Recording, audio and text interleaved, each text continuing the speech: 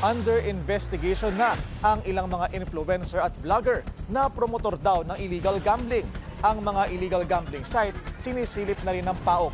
Yan ang agenda report ni Andrea Salve.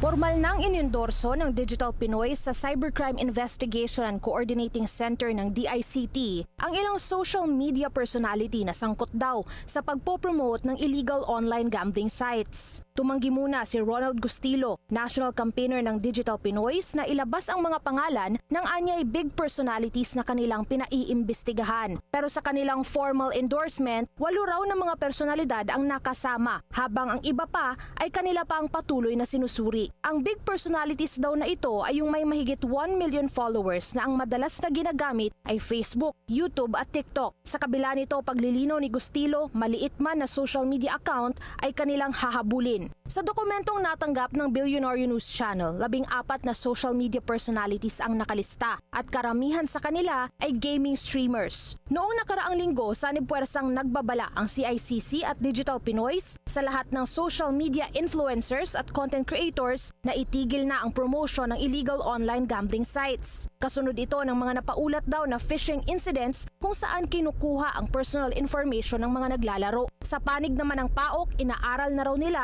ang roots ng illegal gambling sites. Ano ba ang connection niyan? Bakit ba? Ano ba ang intention ng pagtatayo niyan? Saan ba nakakonect yan?